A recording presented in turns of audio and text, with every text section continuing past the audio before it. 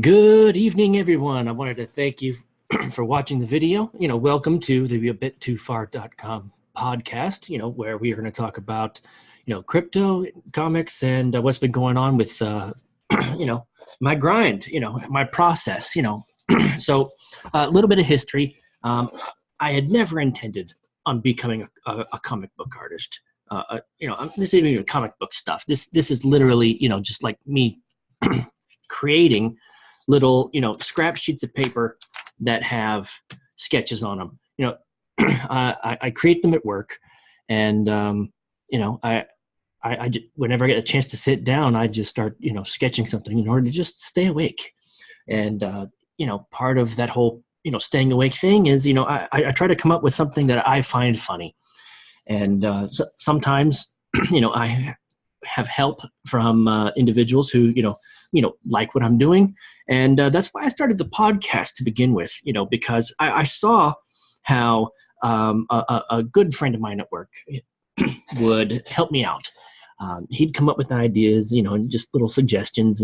And when I would actually come up with a comic for the suggestion, he would laugh his ass off. And it's just been such a great joy to be able to do that with him. And so I was like, you know what? I need to create the Discord. I need to create a channel where I can do this with people who are also interested in cryptocurrency. And so, here we are. From that came the podcast, doing Zoom chats, Zoom streams in order to come up with content for this new venture of mine, this new fun journey. And so I recently started getting back into, creating, blog type websites. I've never done a blog per se, but I have done affiliate marketing in the past with WordPress. And, I was like, you know what, it's time to start doing something with this. So I created ABitTooFar.com. I created the blog to be both for the comics and for this podcast right here. So if you go to ABitTooFar.com, you can actually see that and catch up on what I've been doing and what everybody's been helping me out with. We just talk and shoot the shit and just have a good old time. And we try to have, some good laughs while we're doing it. And so for me, in a past stream, like the other night, John Saddington decided to surprise us all with his presence, and it was absolutely amazing. And I just wanted to once again say thank you, John, because your direction helped me, get off my ass and stop waiting for finished products and start pushing out the content as is and creating that audience that, I'm gathering. So I started tweeting again, and I started posting my comics onto Instagram, and you can find me at GrammatonC, and it'll be the one with a picture of Naruto in, I think, Sage mode or some Sage mode of some kind. But it's been good. It's been fun. I've had some very interesting folks like my comics, a couple YouTube streamers who are pretty well known in the world. And, it's been encouraging to know that, my comics are striking, the funny bone of, so many different people. So, Brian. Oh, yeah, they suck. I don't like them. Welcome, buddy. Welcome. Thank you for being here, Yep. Welcome. I do appreciate you being patient. This evening was the first time that I had actually joined the DCTV Friday night stream where I was actually able to contribute. Last week, it was brought to my attention that there was a stream, but I was not able to contribute the way I wanted to because I was literally on my phone while we were at McDonald's for my kids. Yeah, I remember that. And there were kids in the playground. And I had a horrible reception. And so anytime I tried to say something, it would come in jarbled. So, I ended up just pretty much just being mute and, eating a burger and fries on the stream.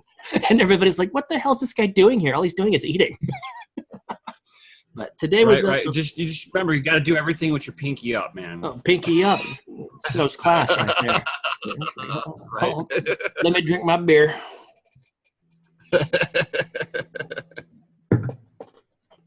Oh, man. So today was very exciting. So we did the live stream on YouTube with DC. How was it? Dude, it was fucking awesome. I had a blast being a part of the team for the first time and actually being able to contribute and be a part of it. Not just being a face that everybody looks at and makes fun of. So welcome, Tony. I see you there, Ninja Grassmaster. So, and then after the stream was over, we actually stuck around and continued the Zoom chat for like an extra hour. And we, as we were going on, we were talking about conversations. We started having a good fun time. And we were like, Wendell, record, hit the record button. So we actually recorded an after stream video. So hopefully, cross your fingers, hopefully DCTV will actually have that little special bonus for everybody. I had a blast both during the live stream and in the after stream. And I just thank you two guys for being here and waiting so patiently. Because I did say that I would be doing the podcast after the stream, and here we are. It's true. It is after the stream, but it wasn't immediately after the stream because we had that after chat. So thank you guys for being here. How have you guys been since I talked to you this morning? It's like anything new, anything funny or interesting happen? Oh, no, just getting content out as usual. Going over the next bit of information I'm putting into my mining series. So pretty much just grinding away. There you go. That's all anybody can really do right now is just grind away at their work, unless they want to just sit on their asses and freaking watch TV. And I have literally had to stop watching TV. No clock here. Organization and cleaning up. Still waiting for risers. Yeah, those risers. So my next video that I'm doing is going to be risers and RAM. How can I make that funny? How can you make risers and RAM funny? Yes. I would put. I would draw a ram on the bleachers. It's like I honestly don't know because when it comes to risers versus RAM, I don't really truly know the difference. All a riser is it just gives you a way to remotely plug in your graphics card, so it doesn't have to be directly attached. This way, it doesn't have to be directly attached to the motherboard. And then the RAM, all computers have RAM. It's random access memory. So your computer already has to have that in there. So I'm doing because the segments aren't that long. I'm kind of combining the both together, and I was like, man, there's got to be a way to be able to put a word combo together that's just funny and perverted at the same time. When you get a riser out of your RAM, that's it. When you get it, that's exactly where I was going down to. Right. It was my idea. I'm like, we can't do risers and RAM. Right? Yeah. Like, it sounds like a porno. That's the point. That's what makes it funny. That's the point. That's what makes it funny. It's like Robin Williams' movie. What dreams may come. Yes. It's like, oh shit. So when your risers get a RAM, or when your RAM gets a riser, right. Watch out. Good things are coming. Right. And then all of a sudden you see a bunch of happy coins. Right. I wanted to be as clickbaity as possible. There you go. As Peter would say, that's marketing. Eyeballs is eyeballs. That's what it takes to get things going. But speaking of eyeballs, I was you had heard me catch you caught the tail end of what I was talking about. I've recently started sharing my blog on my Twitter page, as well as comic pictures onto my Instagram. So, and I've re-edited my profile to include my blog, ABitTooFar.com. So, hopefully, with steady posting and the right hashtags, I'll start building an audience and start seeing what happens. How much does it cost for a .com? Just curious. The .com I think is like $11.99, and a .io is actually $44, $44.99, and it's simply because the .io. I mean, here's the thing. Here's the hierarchy of websites when it comes to trust. .com, .net, .org, .info, .us, and then all the way down. But the reason the .io is selling at $44, even though nobody's looking for your particular phrase .io, like nobody was looking for ABitTooFar.io. Nobody. Right. It's not a keyword that gets even 2 searches a month. Okay, but it was $44.99 simply because of cryptocurrency making .ios. Okay. And so Google's not Google, GoDaddy was like, hey, we can make some money off of this, and they're making bank.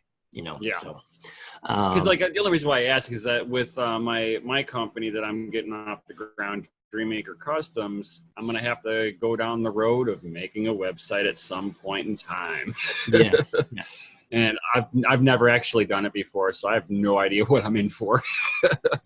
Learning curves are right. Yes. There's going to be some learning curves. There's going to be some templates. There's you can choose between WordPress. You can choose between blogs. You can choose between like a Wix website. There's so many different templates and ways to make websites. You could even have somebody custom design one for you. It's absolutely ridiculous. When it comes to the sheer amount of content. So tell me, what kind of website were you looking at creating perchance? I mean, do you have an inkling? It's definitely going to have like a whole barrage of it's like I kind of have an idea, kind of not. So I'd like to have a spot where I can put in like current builds and like a whole barrage of pictures from the current builds that would be like interactive or like almost in like a slideshow setting. Like if somebody was just idling on the screen, it would start just automatically flipping. Mm-hmm. This way it just kind of shows everything that's going on. Have like a main homepage that just kind of gives basic overview. Like I see a lot of template for a lot of companies using. And then, having a whole customer service area where people can set up appointments to bring the car in or set up appointments to come and talk with me for designing. Okay. All right. Now, is part of your website going to showcase the build in progress, or is it just going to showcase the final results? It's definitely going to be something that's going to have to get updated habitually. If I want to have like the current builds on there, that would be pretty cool. Like I probably wouldn't be able to do it right off the bat, but definitely down the road, because I've seen some companies actually do that, and I kind of like that. Mm-hmm. Seeing what they're currently working on, not just this is what I've done, because in my own personal experience, if I see something that they've already done, you don't know if that was whenever they first opened up the shop when they still loved what they were doing. Now it's 10 years later. Yeah. I'm gonna type in a website real quick and see if they're still doing what I think they're doing.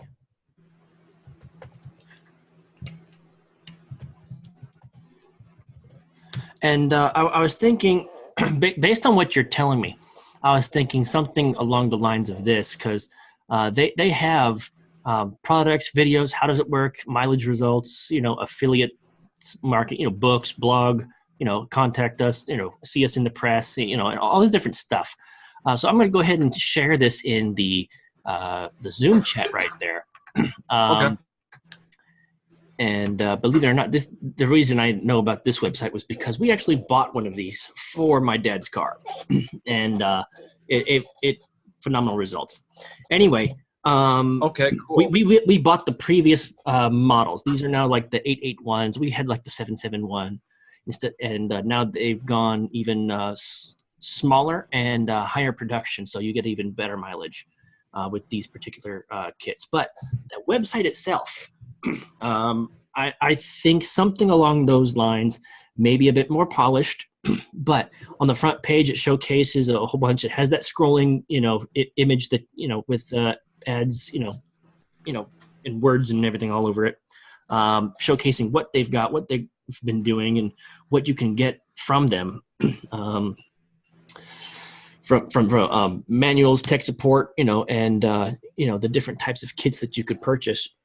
But at the back end, they also have a blog, and I think having a blog on the back end of whatever you're doing would actually help showcase your builds in progress. And I think that would gain a significant that would be significant leverage for you. So I don't know what website template that they are using, whether it's WordPress or I don't believe it's Wix, but it's certainly something that you could definitely ask the website providers, GoDaddy or all these different hosting websites as well. You got HostGator, right. A couple others. You could basically call up their customer support and ask questions there, or just YouTube, various different how to build your own website videos, and get started there.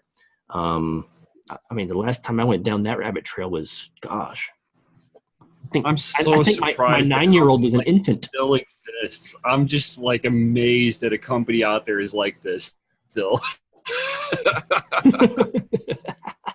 Yeah, I'm going over this, going, this is such bullshit. So. And if anybody wants to question me saying that it's such bullshit, they can go on to Mythbusters. I'll shill the hell out of Mythbusters. I absolutely love them guys. Here's the thing about Mythbusters. They did a whole episode with the hydrogen cars and busted the whole idea. No, here's the truth, and I will share this with you right now. Mythbusters did do an episode on this technology right here. But what they did not do was use the most up-to-date designs to create their work. What they basically used like a clear PVC pipe, and then wires that they just coiled down, and they didn't even add a conductor to the water. Like salt. They said, "Oh look, there's bubbles." It's like a tiny little thing. Well, the reason why they didn't do it is much the reason why. It is because the network was trying to shut down the episode, and they said, you cannot air this because we have lawyers from all these different oil companies, Shell, Chevron. They had the same thing happen with Visa, MasterCard, when they were doing something. I forget what it was, but I went down this rabbit hole, and I remember when I told you that I actually went to smog class, the smog technicians course. Okay. Right. Well, the production of the HHO kit that Mythbusters put together, I could tell they didn't use any, potassium chloride or sodium chloride because the bubble production was nil. There was nothing. Right. Okay. And yet, give me one second. I just had somebody walk into my house real quick, so give me 2 minutes. Do you need the shotgun? I've got a shotgun. I believe a little cleaner. I've got knives and swords. Oh, there you go. A little bit cleaner. Yes. Not as much. And it's on the walls. Right, and it's quieter. The neighbors don't know about it. Give me a minute or two. Hey, no problem. No problem. We will come back to this. So, Tony, are you able to chat with us, or are you pretty much just in listen mode right now? Mostly listening, but I'm here. What's up, man? Checking it out. Is it already bedtime for you? Is the wife already asleep? Negative, man. This is movie time. Oh, are you in the theater? No. At the house. Okay, all right. So you're basically chatting while the entire family's watching movies, and you're interrupting it. Gotcha. All right. So I'll go ahead and let you enjoy movie time, and you can just listen to the sound of my sultry voice. And now, Roger that. And now I'm going to sing "It's Raining Men." No, I'm not. You don't want to hear me sing.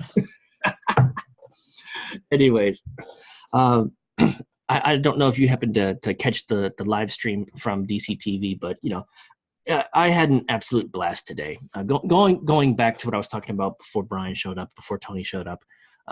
It was an absolute pleasure being able to contribute and being a part of the team for officially the first time.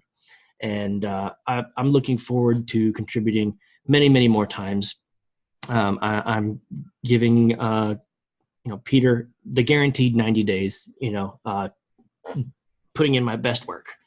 And I see myself hopefully, continuing way beyond 90 days. That is my goal. I would absolutely love to be continuing on as a contributor for the DCTV network. So anyway, going back to my process and what John had told me was very motivational. And I just want to share with you guys how my thoughts when I was first coming into this. When I first came into this, I was thinking, I'll just sketch up these jinky little sketches on this scrap paper here. And, what I'll do, since I don't have the means to, render the art myself, at a quality that I would love, I was planning on hiring somebody on Fiverr to do it for me, or, Overlow, or, wherever the hell. But John brought to my attention that it's very important when you're first starting out to just put the content out there, because you don't know who your audience is. And you never know if what you're doing, like for me, creating janky little, sketch pads out of scrap paper, that could be my thing. I wrote down the names of the artists who did more with less. And, it was just so inspirational to me to know that, these guys started off with something even jankier than me. And they managed to create empires, their entire careers. I mean, freaking, one of the guys is freaking only taking phone calls now. If you first pay $25,000 for the phone call, this is ridiculous to me. This is, mind blowing. And so, I don't know how long it's going to take for me to see some results when it comes to productization or profit or anything like that on my websites. But I am very encouraged and very looking forward to enjoying the fruits of my labor, enjoying the fruits of my humor, and the humor of those who have been contributing and those who have been, encouraging. And I just really want to, go ahead and thank everybody who's been here, time and time after again, like Tony, who's here, and Brian, who's currently away from his computer screen. I mean, these guys have been here almost every podcast. I think they've been on more podcasts with me than they haven't been with me. To the point where I honestly dread the day where, I become so busy and they become so busy that I can no longer do the podcast, or they can no longer, come on the podcast with me. But I know that, so long as I keep the grind going, I keep the content coming, there's going to be people out there who will show up and enjoy it. So thank you guys for always being a part of it. And I want to thank you, the viewers, for, being here, enjoying my podcast. And I wanted to say thank you from the bottom of my heart. And, please check out the website, ABitTooFar.com. I've got 2 blogs on there. I've got the comic blog, and I have the video podcast vlog. So look for me on Instagram, and you'll see me on Twitter. I'm starting to create the hashtag ABitTooFar. So if you can't find my page, just search for the hashtag. It'll be there. So anyways, I'm going to go ahead and open up a window over here because I want to go ahead and get today started right. And what better way to get today started than with a joke? So, oh, yeah. So here are 20 jokes to brighten the bear run. Right now, we know that we're in a bear market, and Bitcoin Cash and Bitcoin SV, they're at a civil war right now, and we've experienced, in my opinion, a wonderful bear crash, and it's affording me more time to accumulate. So anyway, let's begin. Special in the market. Oh. What just happened? We got that blue light special in the market. Is that what you're talking about? Oh yeah. Did you get the true coupon on Wednesday though? Oh God, no. I'm not paying attention to any of that shit. I got too much shit to build. I was at work, and my wife texts me. She's like, "Are you at home?" I'm like, "No." She was figuring I might have been on lunch at the time, and I'm like, "No." She's like, "Are you looking at the market?" I'm like, "No, I'm at work." She's like, "You should look at it." I look at it. I'm like, "Oh God, I got a couple of bucks." Buy more. Right. All right. So, Brian, before you left, we were actually talking about HHO kits. All right. Now, as much as you want to believe Mythbusters, let me tell you this.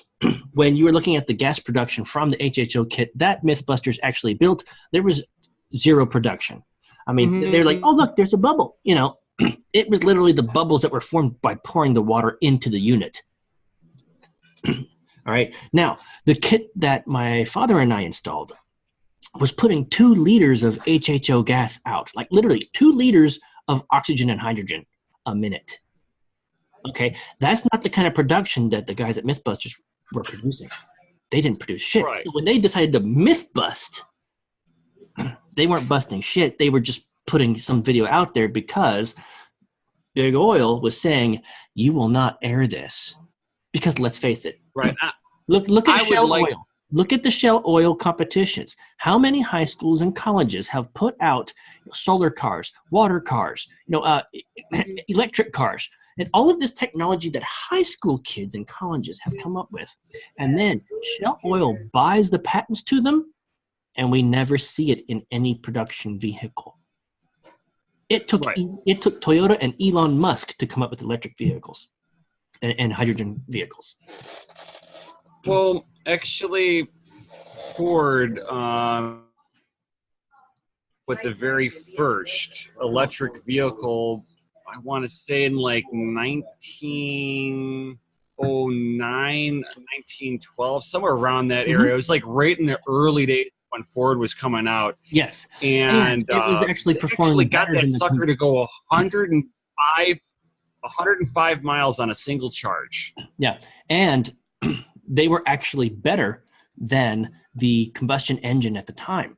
But there was a run, the oil companies wanted to, they had all this extra, fuel, that's what we call it now. But basically the gas that we have, premium, unleaded, freaking regular, whatever the hell, it's leftovers from them making petroleum-based products. They're like, we got all this waste that we can't do. Well, what can we do? Oh, well, it's flammable. Let's put it in cars. And then, I want to say it was either World War I or World War II where they really started hammering. No, I think it was World War I where they actually hammered in the legislation to actually pass, oh, fuck. I went down this rabbit hole so many years ago. I don't have the details completely accurate right now. Right. They made it so that it was better for the banks or the government. Basically they made it so that they had the leverage, and now we have internal combustion engines instead of electric vehicles. being the main thing. I mean, because the miles per gallon of the gas cars were shit at the time in comparison to an electric car. Well, they were also we're gonna have to go fuel. deep on this another It episode. wasn't refined. Yeah, it wasn't really refined. Yeah, we could definitely dive down this one on another episode. Where I could actually do a little research on this one. Yes, we could both. I'm gonna go ahead and mark it down. Don't do research. it. Don't do it. Because the big thing that I would want to sit there and really dive down and find conclusive information is either just taking it onto a dyno and just comparing numbers side by side. So I thought the end result was basically electricity couldn't pull the weight. The torque was the biggest kick with the explosion type. If that was the case, we wouldn't have motors instant torque. Electric motors instant torque. They actually got to dial down the controller so that it doesn't try to break your neck when it takes off. Mm-hmm. It's like a dadgum freaking roller coaster uncontrolled. Just straight up, like slingshot. That makes sense. But for long distance, the batteries is its only holdback is that it's got to use a $6,000 battery that only lasts 6 to 7 years. Well, see, here's the thing: the batteries at the time back then, they actually lasted longer. They lasted way longer. They weren't as efficient. All right, they would probably have to, however many batteries it took to run the electric car back in 1909, you freaking triple it, and you'd actually have triple the mileage, theoretically. All right. Theoretically, yeah, okay. But you'd also have triple the weight, and which means that you would. You wouldn't have triple the weight. You just have to triple the weight of the battery itself. You would not triple the weight of the car. Right. But you'd have that extra. So you'd actually have to figure in how many extra batteries you need to have on top of that to pull the extra batteries that was being put in there to go, let's say, 300 miles, which would be the full length of a gas tank. That's the average length of a gas tank today. But I had gone down this rabbit hole years ago when you had actually put an HHO kit on my dad's 2006 Chevy HHR and it came with a turbo. All right, it was I think it was like a 2.2 liter or 2.4 liter turbo, and anyway. At the factory, it was rated at 30 miles to the gallon on the highway, all right, and 22 in the city or 21 in the city. Okay, now we put one of the previous model HHO kits from this website that I just sent you as a reference for your website. Saying, hey, maybe you should think about this sort of design. Right. Anyway, the previous model of this HHO generator was 7 inches by 7 inches and about you're clipping a little bit. 3 inches thick. Okay. Right. Now, the new model, it's circular by about 7 inches, but it's as thick as your hand. Okay. So it's much, much thinner. And it's still producing the same amount as the 7 by 7 by 3. 2 liters a minute. Okay. Now, had HHO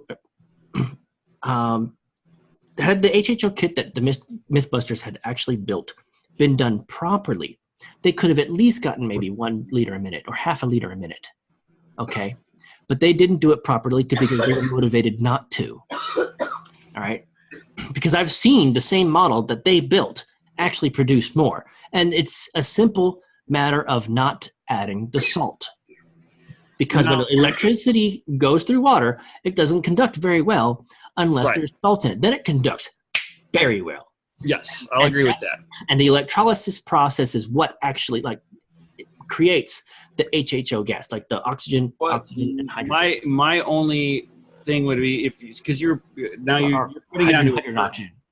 putting it onto a turbo, and that's kind of my little specialty is playing with turbos. Mm-hmm. And I can sit there and put in a swamp cooler of a sort where you can almost breathe the air right across water itself, not even doing anything different, just have the air moving right across the surface of water. And that cooling effect would actually make the turbo have much you can actually measure the gains with that. You can do the same thing with methanol injection on there, and it's just any way that you can cool down the air charge.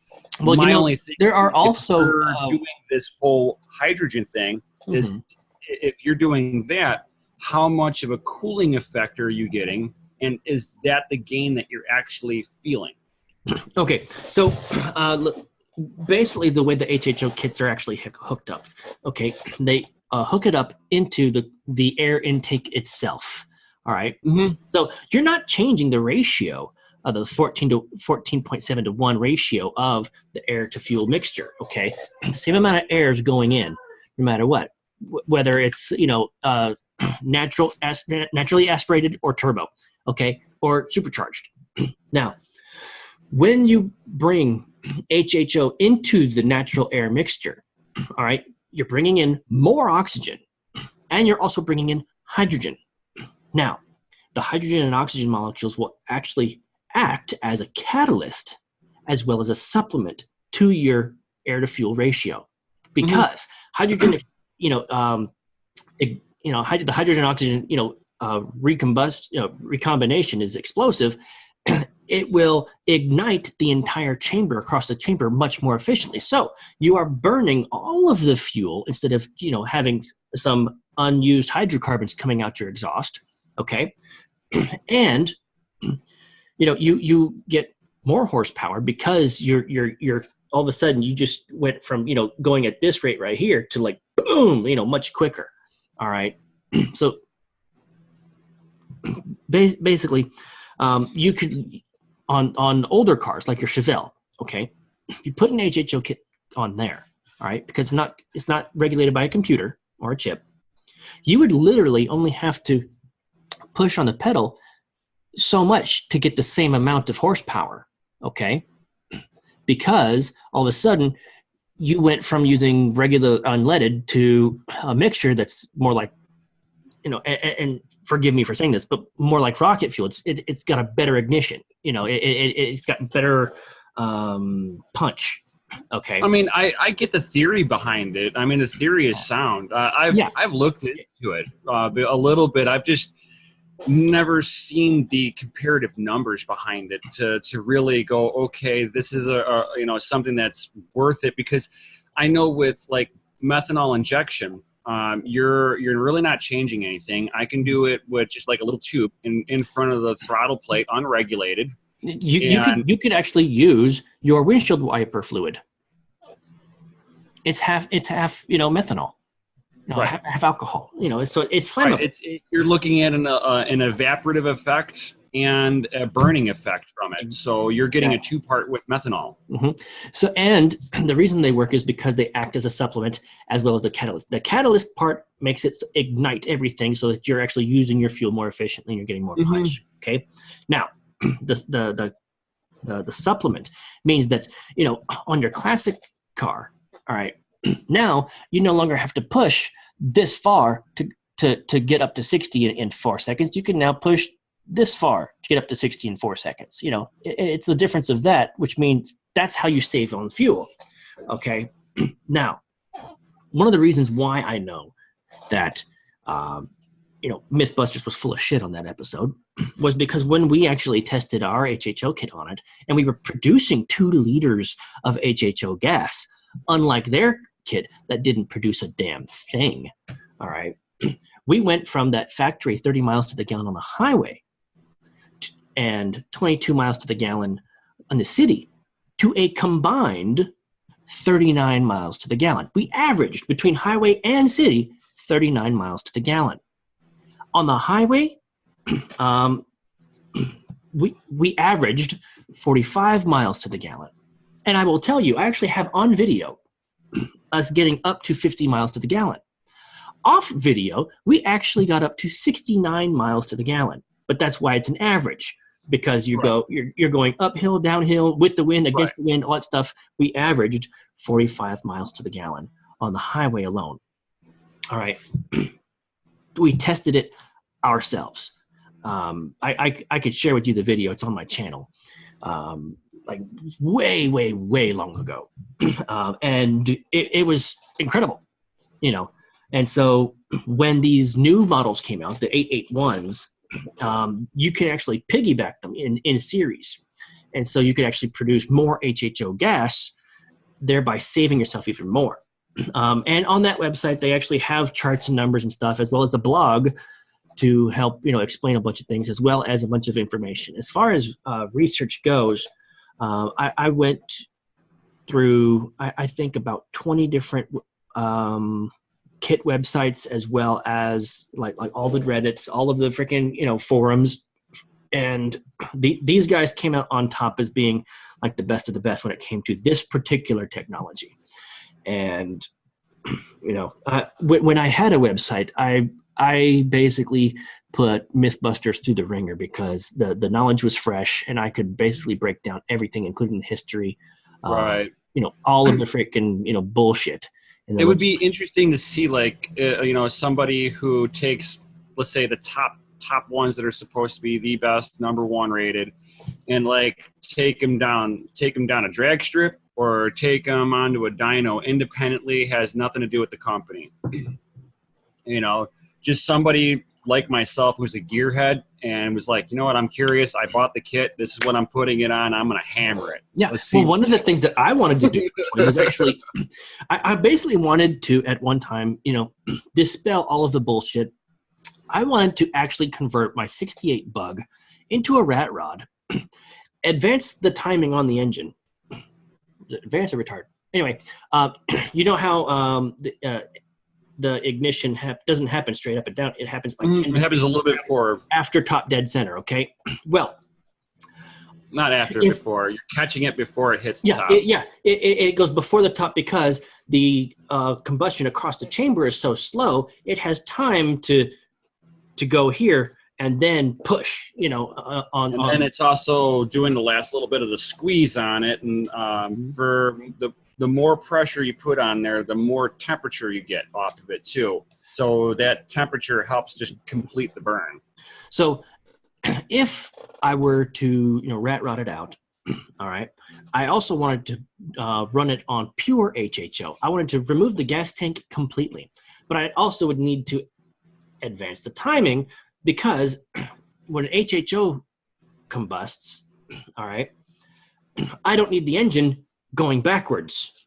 I need it to continue to go in the correct direction. So I would actually need to advance the timing to like 10 degrees after top dead center in order to get it to go boom, you know, like get that piston to go in the driving right. it first. Yeah. Okay. So that was one of the things that I have wanted to do for a long time, you know, is basically showcase that it is real, it can be done, and that it's not fucking bullshit. Prove that I'm lying. Where's my fucking gas tank, asshole? See, that would be hands down, be like, you know, drop the mic, walk away. Fuck you, Mythbusters. that would be like the end all of the conversation. It would. But the problem is that nobody's done it. Yeah. Everything has always been in conjunction with gasoline.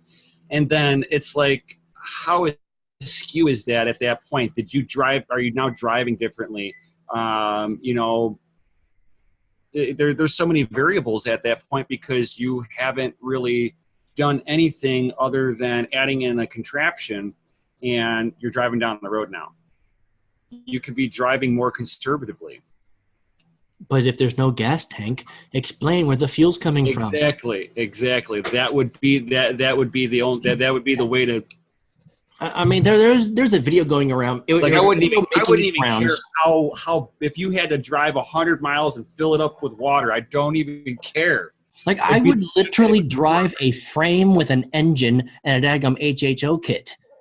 Right. Where's the gas tank? It's not hiding anywhere. It's a freaking skeleton. Right. And it's like, and to see that drive down the road, I don't even care if it had good fuel economy for itself, just to see it do it. Well, you can get distilled water at Walmart for 99 cents a gallon. Right. And for I think for a liter of water, there are 1,800 liters of HHO gas. And if you're producing 2 liters a minute. Yeah, but it depends on how much it would take to actually sustain an idling motor. Let's say it takes, say idling motor takes hold that 10,000. thought. Hold that thought. I got less than a minute. Let's continue this in part 2. All right. So we will continue talking about HHO and idling motors. All right. I'll see you guys in a second.